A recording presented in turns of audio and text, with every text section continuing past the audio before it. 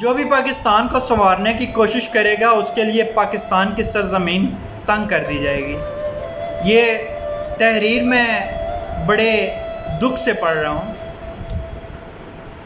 आशिर अजीम लिखते हैं कि मैं मशहूर ड्रामा पीटीवी में क्रिश्चियन कम्युनिटी का एक फ़र्द था।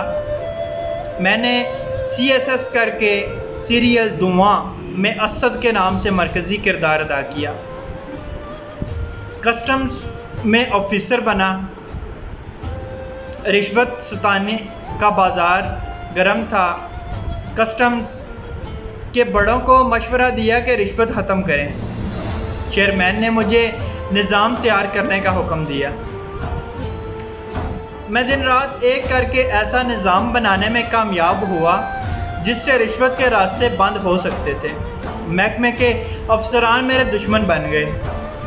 मुझे गिरफ़्तार कर लिया गया।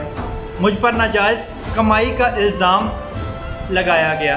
कुछ अर्सा नैब मुझसे हिसाब लेता रहा, फिर जेल से रिहा हो गया। मैं बाज़िद था कि अपनी बेगुनाही साबित करूंगा और बहाल होकर दम लूँगा। बाअसर अफसरान का ख्याल था कि रिहाई के बाद मैं भी मुल्क से भाग जाऊंगा। जब ऐसा ना हुआ तो मेरे ऊपर गद्दारी के मुकदमात और दुश्मन मुल्क की खुफिया एजेंसियों से राब्ते के इल्ज़ामात लगा दिए गए और फिर गिरफ़्तार कर लिया गया। इस केस में से भी कुछ ना निकला और मैं फिर से रिहा हो गया। मैंने कर्ज लेकर एक फ़िल्म मालिक बनाई जिसमें पाकिस्तान की अशराफिया ब्यूरोक्रेसी करप्ट निज़ाम को ललकारा। इस फिल्म की नुमाइश ना होने दी गई और मेरा सरमाया डूब गया। आखिरकार वो दिन भी आ गया जब मेरे ऊपर लगने वाले तमाम इल्ज़ामात बेबुनियाद साबित हुए और मैं कई बरसों बाद अपने ओहदे पर बहाल हुआ। मैं ख़ुद को बेगुनाह साबित करना चाहता था और कामयाब हो गया, लेकिन इस कौम की मज़ीद खिदमत की हिम्मत नहीं रही। बहाली के 4 दिन बाद अपने ओहदे से इस्तीफ़ा दिया और ख़ानदान समेत कनाडा मुंतकिल हो गया।